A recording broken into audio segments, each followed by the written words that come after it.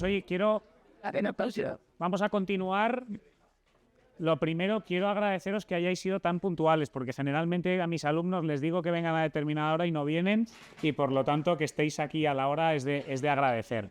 Bueno, vamos a continuar, pues eso, manteniendo el nivelazo que tenemos esta mañana, y os traigo pues también a un muy buen amigo, a Moisés Barrio, que además os puedo decir que es el mayor experto de derecho digital de este país. Es decir, ¿por qué? Porque reúne los dos componentes fundamentales para entender el derecho y lo que es lo digital. Moisés, con 12 años, montó una empresa de ciberseguridad, pero además es letrado del Consejo de Estado, es abogado, es doctor en Derecho, entonces tiene el componente tecnológico perfectamente asentado, y el tema del derecho pues es una de las grandes instituciones jurídicas de este país. Por lo tanto, Moisés, millones de gracias por estar aquí hoy con nosotros en CDU. Moisés además está en todos los grupos de expertos que podáis conocer respecto a desarrollo de la Carta de Derechos Digitales, asesoramiento a gobiernos. ¿Por qué? Porque se necesita su conocimiento para que la normativa esté orientada hacia la preservación de la dignidad del ser humano, ¿no? Una visión antropocentrista de lo que es la inteligencia artificial. Así que es un lujo tener aquí esta mañana a Moisés. La verdad es que también siempre que le llamamos viene de muy buena gana, y por lo tanto, gracias Moisés, son todo tuyos. Se han tenido algunas sesiones y yo creo que ahora viene ese componente jurídico que también les va a venir muy bien. Así que nada, bienvenidas a su casa. Muchísimas gracias, decana Antonio, muchísimas gracias por contar conmigo y a vosotros por acompañarnos aquí. ¿Qué vamos a ver en esta sesión? Aparte de ver el sentido del reglamento, vamos a tener un poco de claridad. Es lo que persigo, que al final de tiempo asignado, y bueno, pues hemos aterrizado y vamos a ver que esto funciona. La inteligencia artificial no es una cosa pasajera. No es una cosa nueva como blockchain, no es una cosa nueva como el metaverso, que por cierto, Profesor Serrano lo ha tratado magistralmente en un libro. La inteligencia artificial es muy vieja, yo la llamo tecnología vintage. ¿Por qué? Porque nace en el año 55. ¿Vale? No es algo que podamos vivir sin y que podamos despreciar, ahora veremos por qué. Entonces, esa tecnología vintage, en el año 55, en 1955, todavía no había internet, no había teléfonos móviles, no había ordenadores personales. Una serie de 4 monstruos de la informática plantean una disciplina académica, una disciplina académica que tiene un objetivo, que todavía no lo han conseguido. Quieren crear máquinas que se comporten de forma tan inteligente como nosotros. Ese es el propósito de la inteligencia artificial, propósito académico, como tiene la filosofía, como tiene cualquier otra disciplina académica. Todavía no se ha podido conseguir, pero se está trabajando en ello. La inteligencia artificial es una rama de la informática. La inteligencia artificial no es ni más ni menos que un software. Luego volveremos a eso. Es un software muy complicado, pero es un software. No hay nada mágico, esotérico detrás, ¿vale? Y como tiene muchas de las cosas que ya conocéis del software, pero tiene un rasgo distintivo, que es el carácter autónomo, ¿vale? Esto es lo fascinante de la inteligencia artificial, que hace cosas por sí sola. Y lo problemático también, claro, porque imaginaros que un diagnóstico médico lo hace una IA y lo hace mal, entonces en lugar de operarte la pierna te quita el corazón. Claro, en ese ejemplo dramático, ¿no? Pero dicho lo cual, además es una ciencia que tiene que ser interdisciplinar, no solo con otras ciencias de la informática, no solo con la estadística o la matemática, sino también cada vez más con la ética, con la filosofía, con la psicología y por supuesto con el derecho. La inteligencia artificial ha pasado una serie de etapas que ahora no os voy a explicar, pero hoy estamos en una nueva etapa que tiene unas características muy particulares. Desde 2015, gracias a una serie de cosas previas que ya conocéis, como es Internet, como es la computación en la nube, la inteligencia artificial se ha convertido en un componente de serie. No podemos hoy crear un producto, un servicio mínimamente avanzado sin inteligencia artificial. 2 ejemplos. Todos tenéis un smartphone. Bueno, pues si lo abrís y el procesador CPU que se dedica a hacer las funciones de día lo quitáis, lo cortáis, lo desoldáis, el teléfono móvil no funcionaría. ¿Por qué? Porque no podríamos desbloquearlo, que no funcionaría el reconocimiento facial o dactilar. O cualquier software mínimamente avanzado, pues el antivirus. Si vuestro antivirus le quitáis la inteligencia artificial, no os protege de virus, ¿vale? Por tanto, hoy, a diferencia de lo que sucedía en el pasado, que la inteligencia artificial era un producto de lujo, muy complicado de acceder, costoso y también muy complicado de programar, hoy es un componente de serie que está al acceso de cualquiera. No solo hay herramientas comerciales, sino que hay herramientas open source, ¿vale? Y además, hoy el modelo de licenciamiento es por uso y por planes flexibles, de tal manera que cualquier startup puede utilizar los grandes modelos de inteligencia artificial de cualquier tecnológica. Podemos utilizar los modelos de OpenAI, podemos utilizar los modelos de Microsoft, de cualquiera, ¿vale? Por lo cual esto es un horizonte fascinante, nada que ver cuando yo aprendí a programar en los años 80, y con lo cual hace que las posibilidades reales, no de marketing, las posibilidades reales que habéis visto antes en la sesión previa son esas. Y eso que es genial, habéis visto solo una pequeña parte, ¿vale? Dicho lo cual, es conveniente tener una mínima consideración de cómo funciona técnicamente la inteligencia artificial.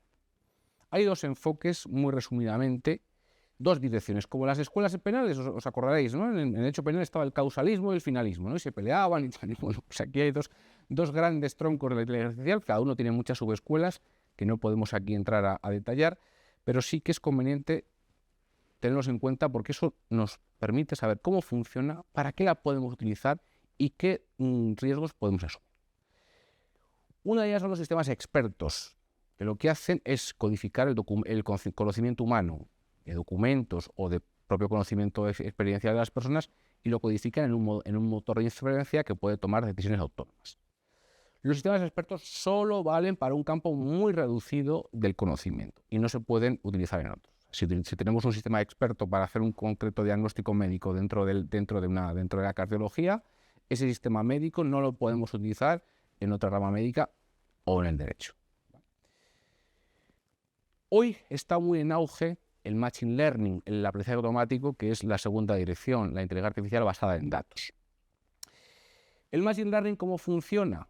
Funciona a partir de ejemplos o a partir de la experiencia de uso del sistema.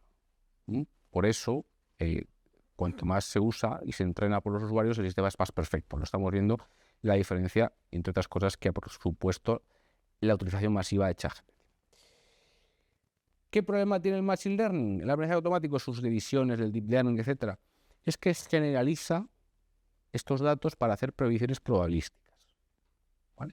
Pero es predicción matemática, predicción y siempre tiene un porcentaje de error. ¿Qué pasa con las predicciones del tiempo, no?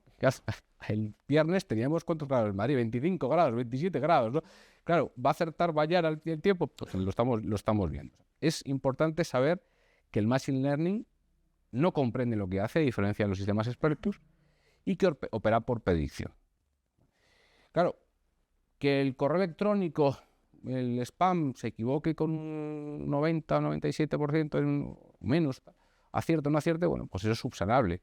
Claro, pero mandar a un inocente a la cárcel, pues eso es otra cuestión, ¿vale? Pero siempre el aprendizaje automático, el Machine Learning, siempre tiene un porcentaje de error, ¿vale? Hay formas de solucionarlo o de minimizarlo, más que solucionarlo, de minimizarlo. Entonces, por eso en la práctica la inteligencia artificial es mucho más compleja. Al final se utilizan enfoques, muchas piezas, en lo que se llaman los sistemas multiagente, que es mezclarlo, pues para hacerlo que sea un producto fiable.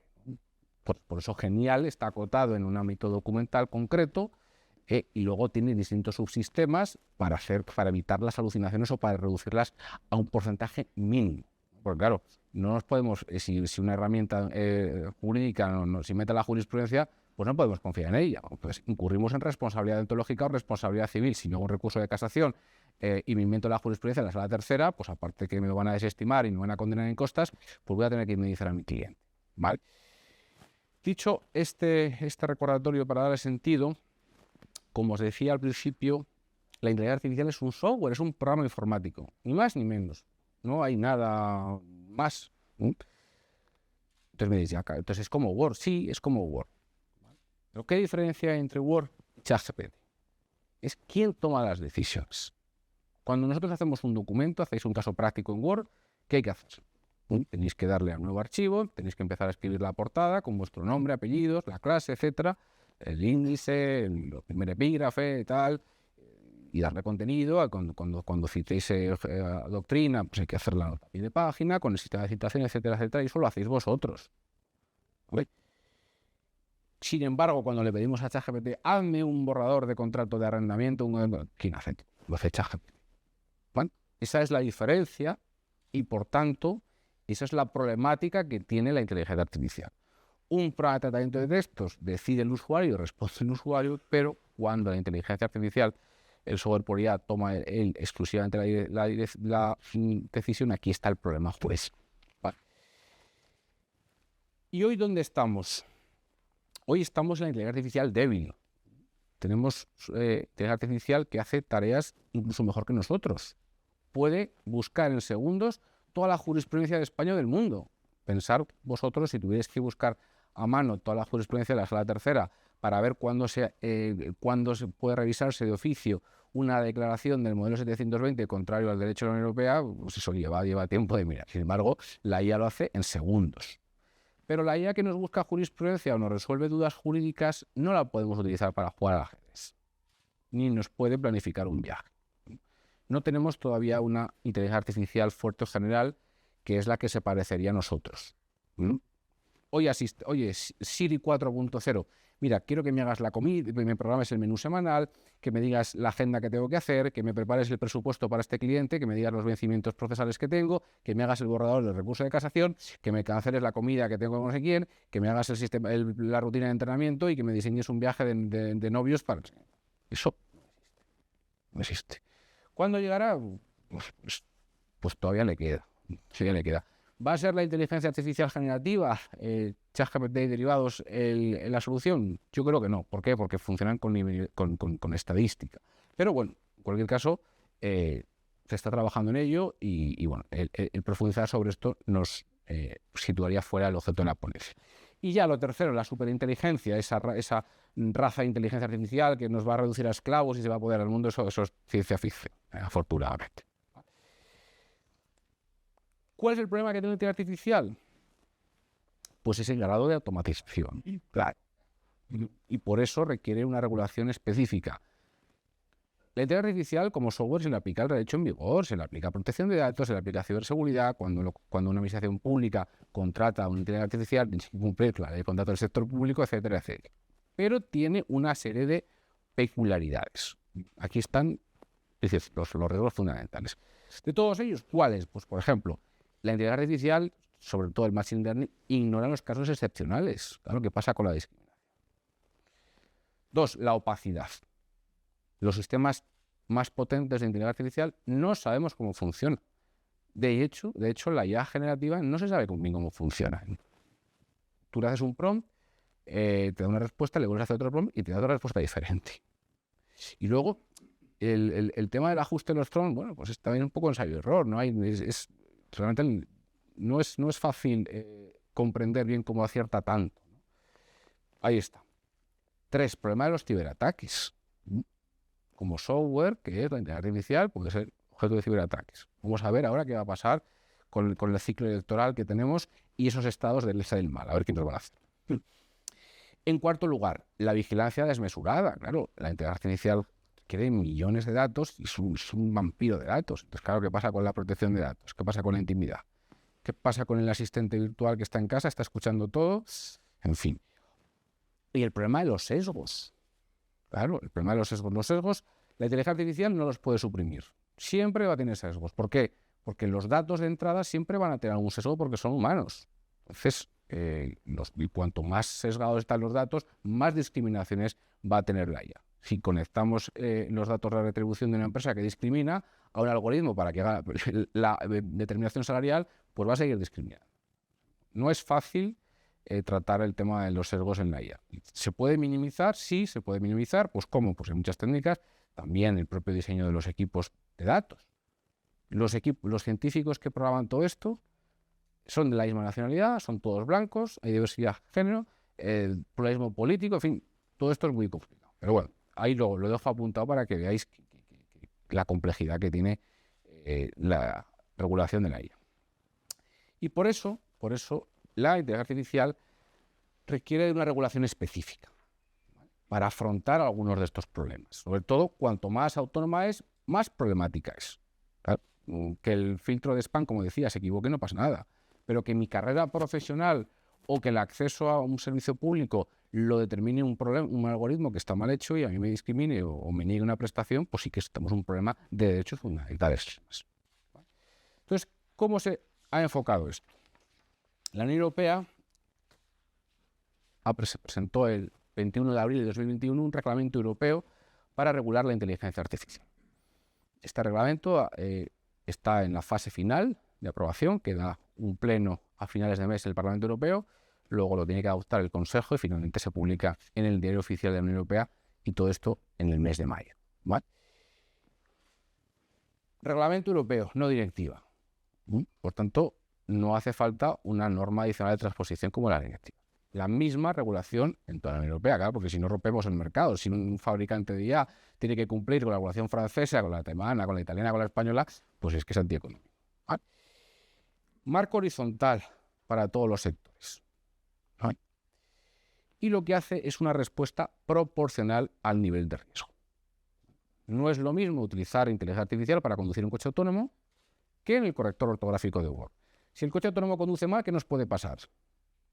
Que nos mueres. Claro. Y si el corrector ortográfico de Word, en lugar de el consejo de estado, se empeña en decirme el conejo de estado al principio, bueno, pues lo tengo que corregir, y en todo caso pues puede ocasionar risión si no lo corregimos antes de que se apruebe el dictamen, ¿vale? Pero no es un riesgo peligroso. Por eso la regulación, insisto, es proporcional al nivel de riesgo.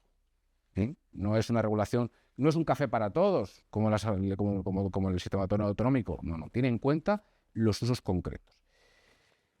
Lo que preocupa al reglamento es conseguir que la inteligencia artificial sea fiable, sea una inteligencia que funcione razonablemente bien. Cuando yo compro un lavavajillas, pues tengo la certeza de que no va a explotar. Pues lo mismo, cuando usamos un sistema de inteligencia artificial, pues que funcione razonablemente. Y sobre todo, además, que en aquellos usos en los que se afectan los derechos fundamentales, pues claro, tengo unas especiales garantías, como dice. Lo que hace el reglamento es un sistema piramidal de riesgo, ¿vale? Hay unos usos prohibidos y luego unos usos de riesgo mínimo. Y esa regulación es distinta. Los usos prohibidos en toda la Unión Europea, en ningún caso se pueden utilizar sistemas que se aprovechen de la vulnerabilidad de las personas, tampoco técnicas subliminales de manipulación o, por ejemplo, los sistemas de scoring social, estos sistemas que utilizan algunos estados autocráticos como China, que según una monitorización 24/7, pues puedes ir a cenar o no, o tienes prioridad en el disfrute de servicios públicos, puedes viajar o no, o te tienes que pagar más o menos impuestos, ¿vale? Ese sistema que tiene China en la Unión Europea está radicalmente prohibido. Bajamos un escalón en la pirámide. Tenemos los sistemas de alto riesgo, que pueden ser de una de estas dos categorías. Bien, una serie de productos que están armonizados en toda la Unión Europea, ascensores, juguetes, equipamientos médicos, o bien otros sectores que el reglamento califica como tales de alto riesgo. Pues, por ejemplo, los que determinan el acceso a servicios públicos o privados esenciales, un suministro de electricidad o un servicio público. Los que determinan la carrera profesional, los que determinan el control fronteras de asilo e inmigración, o los que se utilizan en la administración de justicia, por ejemplo.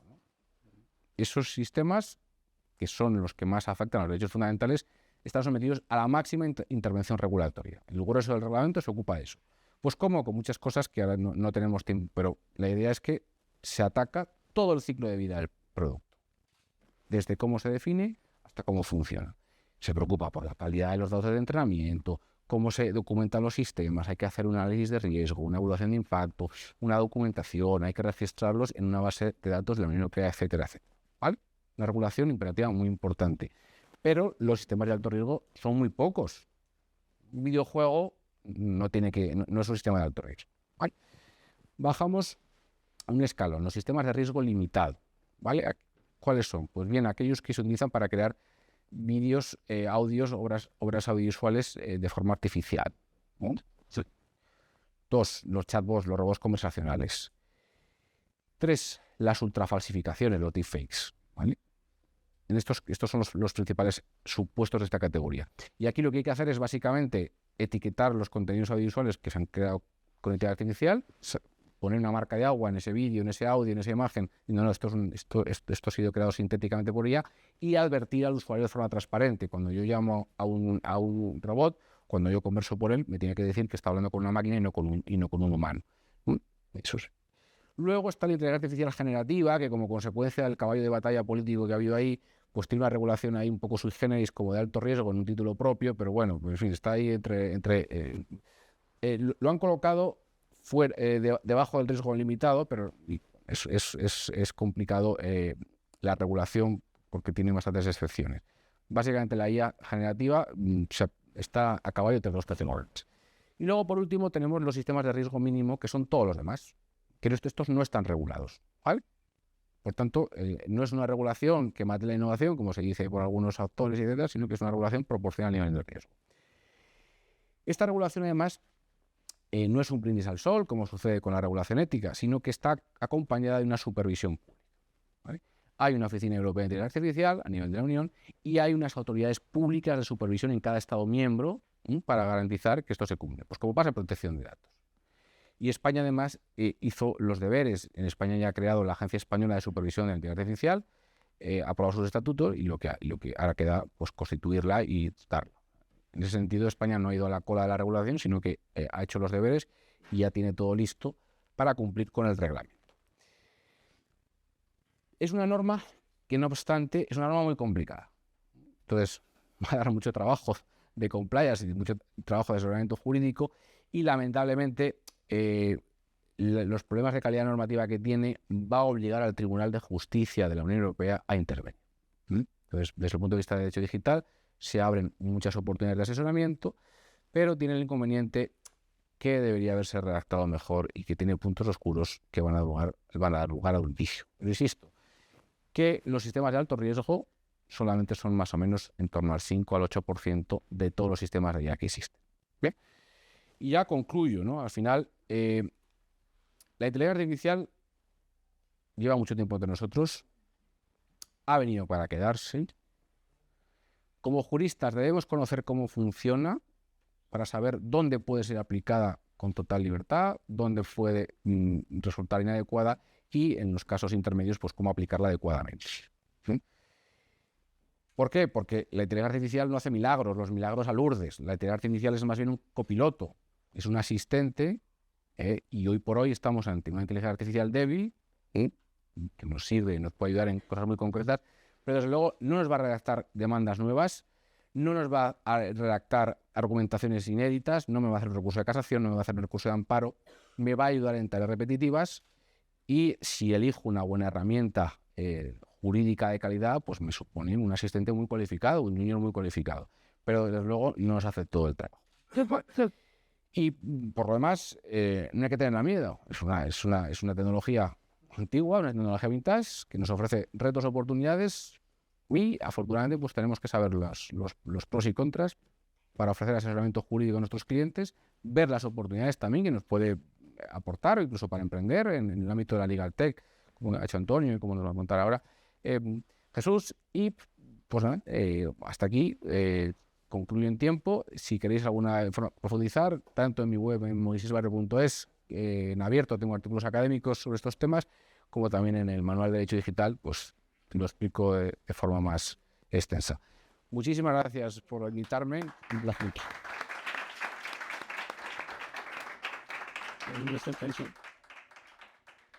Muchísimas gracias, querido Moisés. Yo os recomiendo sus artículos. Luego, además, nos lía de vez en cuando. Yo el lunes que viene tengo que entregar 2 capítulos para un libro que vamos a sacar ahora del reglamento y que está coordinando Moisés. Pero el manual de Derecho Digital os lo recomiendo a todos vosotros. Es una primera aproximación a todo lo que es Derecho Digital. Francamente, no hay nada mejor en el mercado. Os lo digo porque yo me lo he estudiado, no porque sea amigo, sino porque es lo mejor que hay en el mercado.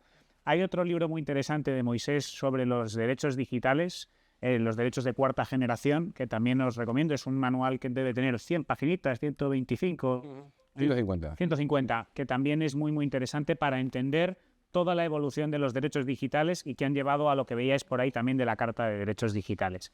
No sé si hay alguna pregunta. Aprovechad que tenéis aquí a Moisés. Si no hay ninguna pregunta, yo te voy a lanzar una que en relación con el etiquetado que comentabas, las marcas de agua. Tú fíjate que a otro nivel, pero teóricamente los influencers tienen la obligación de etiquetar en redes si es publicidad, no es publicidad, y no lo están haciendo.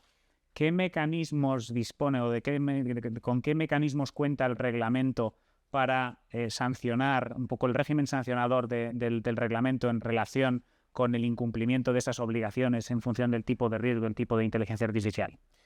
Vamos a ver, son casos distintos. El tema de los influencers en España está pendiente de un desarrollo concreto para someterles a intervención administrativa, ¿vale? A nivel europeo, los influencers en la Directiva de Comunicación Audiovisual no están regulados. España decidió incluirles en la Ley de Comunicación Audiovisual. ¿Para qué? Precisamente para informar eso, para informar cuando hacen una publicidad, etcétera. Está pendiente ese desarrollo reglamentario. Había dos cosas que hacer: un registro estatal para incluirlos. Si alguno de vosotros sois influencers, los tenéis que inscribir en el registro estatal de prestadores de comunicación, de servicios de comunicación visual. Y dos, ese Real Decreto para determinar cuándo es un influencer significativo, que está a punto de caer, ¿vale? El reglamento tiene un régimen sancionador como en protección de datos. Y lógicamente, cuando la empresa sea una empresa que quiera dirigir sus productos a la Unión Europea, esté aquí o esté fuera de la Unión Europea, va a tener que cumplir con el reglamento, y si no lo cumple se le sancionará. El tema de las fake news y las ultrafalsificaciones, que creo que te refieres a eso concretamente, va a ser difícil de perseguir. ¿Por qué? Porque los malos no lo van a decir. Cuando a mí me llaman telefónicamente para decirme que me van a ofrecer una super tarifa, que es un timo, no me están diciendo, no, es que yo no soy la comercializadora regulada, yo estoy suplantando la identidad, no me lo dicen. Entonces, esto va a haber tecnología para detectarlo, pues como sucede con los antivirus, pero es un tema que tecnológicamente no se va a poder resolver, ¿vale?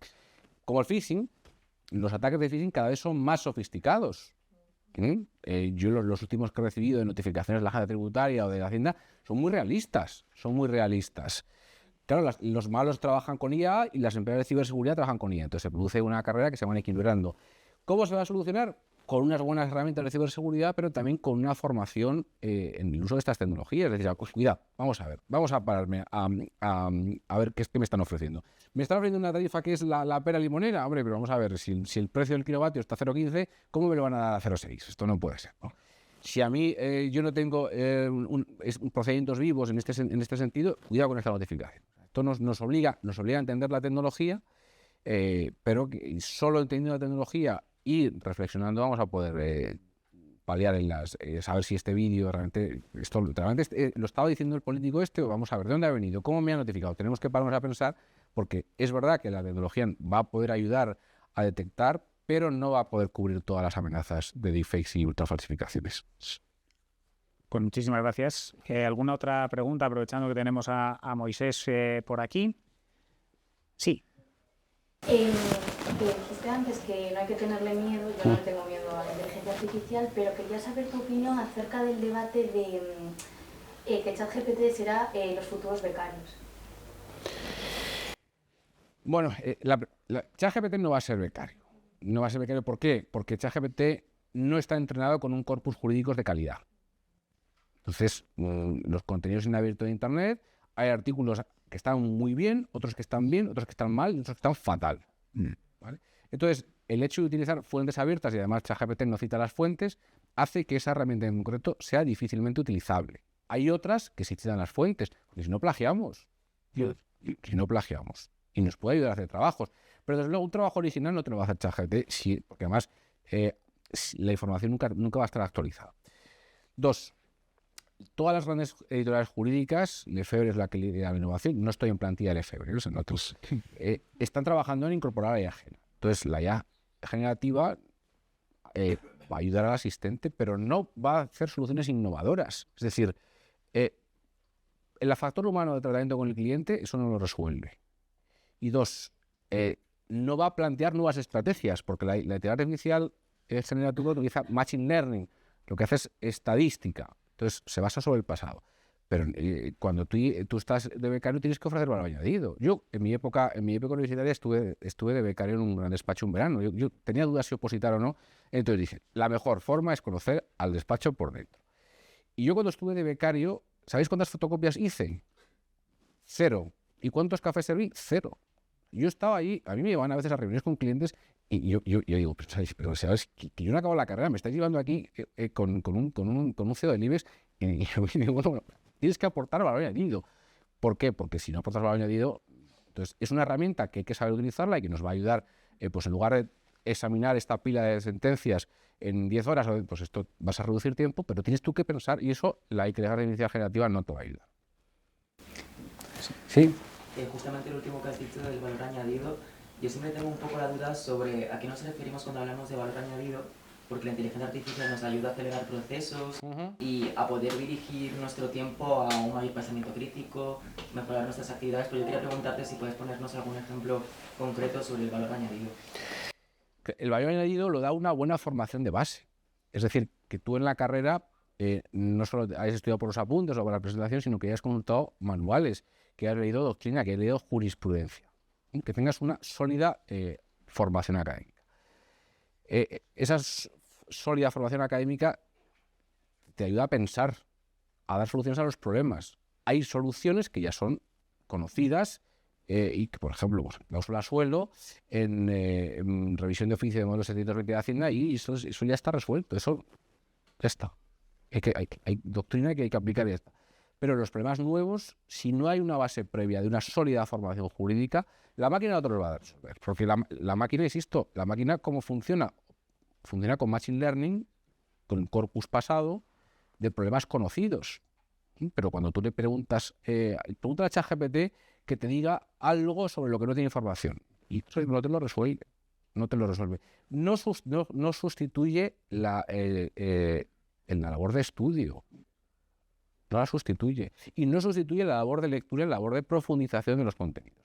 Cuanto más solvente sea uno, cuanto más haya estudiado la carrera con esas herramientas, más valor añadido va a poder aportar. Y desde luego, claro, que en ese bagaje de herramientas uno utilizará estas herramientas para buscar jurisprudencia. Claro, no me voy a poner a buscar jurisprudencia al modo tradicional leyendo en una búsqueda de resultados de 100 páginas o de 100 elementos, cuando esto me lleva tiempo. Pero insisto, no hace milagros. No hace milagros porque funciona como os he explicado. Entonces hay que tener tranquilidad, pero eso no nos impide seguir estudiando. Al contrario, tenemos que seguir estudiando más, porque labores que antes se podían hacer pues en horas, ahora se hacen en minutos. Entonces tenemos que saber eso. No hay que tenerle miedo, pero esto no significa que nos vamos a quedar en el sofá jugando al Fortnite o lo que sea. Tenemos que seguir trabajando y seguir estudiando.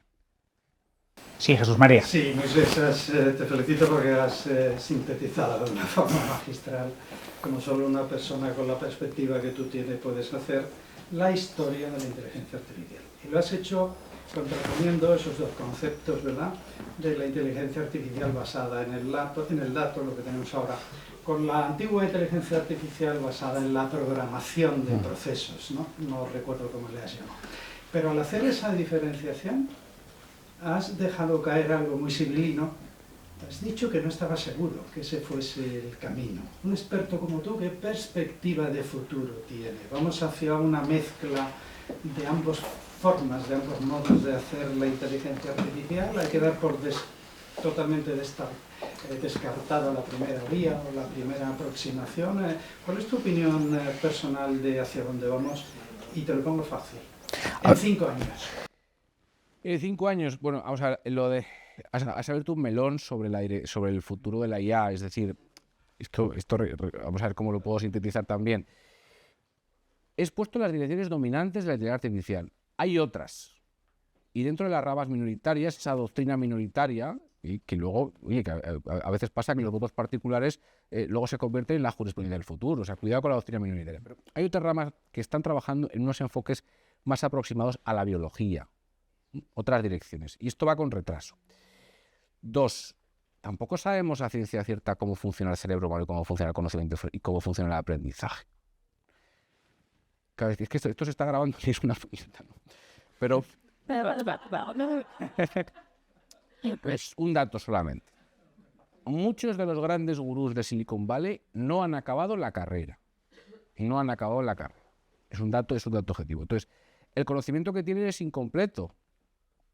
Y a veces, en esas, me ha pasado de estar oyendo a algún gurú y con algún colega catedrático de informática, etcétera, y los dos pegaron un bote de ¿qué está diciendo? Si está diciendo una cosa que no es correcta, que es un disparate, que desconoce las bases de la física, ¿no?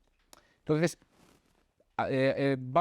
estamos en un hype, y la inteligencia artificial generativa ha venido para quedarse, pero yo creo que las expectativas no las va a poder cumplir. No las va a poder cumplir porque no entienden lo que hace. Al final, la IA generativa yo la llamo juntaletras. Acierta mucho y acierta muy bien, pero, claro, a medida que expandimos el ámbito del conocimiento, hay más posibilidades de error, ahí es donde se aumentan exponencialmente las alucinaciones. Entonces, la IA generativa, yo creo que en los próximos 3 años va a bajar un poquito esas expectativas. ¿Por qué? Porque una cosa es que tú la apliques en el fondo bibliográfico de una gran editorial, y ahí funciona razonablemente bien, pero cuando ya empiezas a expandirla para intentar lograr esa IA general, pues claro, cuando le metes el fitness, le metes los viajes, le metes la alimentación, le metes los presupuestos, le metes los vencimientos procesales, ya con eso no puede. Entonces, yo creo que el objetivo declarado de la IA general le quedan décadas, y a corto plazo veremos eso, cómo la IA generativa se va a desinflar un poco porque no vale para todo. Y aquí lo dejo porque si no podemos, no quiero tampoco descenderme. Una pregunta muy interesante. Esto es para otra sesión, sí, para un debate. Haremos otra sesión seguro.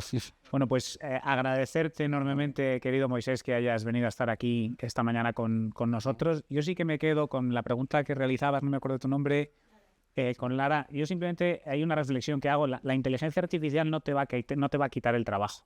Te va a quitar el trabajo alguien como tú, que sepa manejar la inteligencia artificial mejor que tú. Esa es la reflexión con la que os tenéis que quedar. Es decir, no va a ser, tienes que tener esa base de conocimiento que decía Moisés, junto con otra serie de habilidades, en mi opinión, más llamadas blandas, como puede ser la oratoria, bueno, al final el lenguaje, tanto escrito como el trabajo en equipo, la empatía, inteligencia emocional, el trabajo en todas esas habilidades que aportan un valor adicional que la máquina ahora mismo no deja de ser eso, una juntaletras, ¿no? Por lo tanto, yo no soy pesimista en ese sentido, sin perjuicio de que es la primera herramienta que me ha podido hacer reflexionar sobre ese futuro. Yo creo que la gente que esté bien preparada, por eso os decía al principio que esto es una oportunidad. Es decir, quien se forme adecuadamente, además, esto es una reflexión que hago en alto y ya pasamos a Jesús María. Yo creo que incluso vosotros, pero pienso en mi padre y pienso en mis hijos, por ejemplo. Mis hijos el mayor tiene para cumplir 14, mi padre tiene 75. Yo creo que los que estamos en el sándwich entre mi padre y vosotros todavía estáis en ese sándwich. Los que estamos en el jamón, como tal, tenemos muchísimas posibilidades, porque a lo mejor no tenemos tantísima formación como tenían nuestros padres o nuestros abuelos, que tenían una formación más sólida, pero tenemos una formación sólida. Los más pequeños vienen con una formación más flojita, sin embargo tienen mejores capacidades tecnológicas que las que tenían mis abuelos. ¿Qué es lo que nos ocurre a los que estamos en el jamón? Que tenemos un poco las dos cosas. Tenemos una formación razonablemente sólida con unas capacidades tecnológicas y una capacidad de aprender, por lo tanto tenemos una oportunidad muy muy buena de formarnos y de explotar al máximo esta herramienta, que luego lo que va a hacer es aumentar nuestra productividad, y esto, las consecuencias son al final fantásticas, porque pueden suponer o que genere más y gane más, o que al final trabaje lo que hacía ahora en menos tiempo y pueda conciliar con vida familiar y personal. Por lo tanto, esto hay que verlo como una oportunidad, pero para eso hay que formarse. Y en ese sentido, este tipo de jornadas es el propósito que tienen. Al final, decía Benjamin Franklin que una inversión en conocimiento paga el mejor interés. Por lo tanto, la inversión que estáis haciendo hoy vosotros es muy, muy importante de cara a vuestro futuro. Pero bueno, vamos a aplaudir una vez más a Moisés.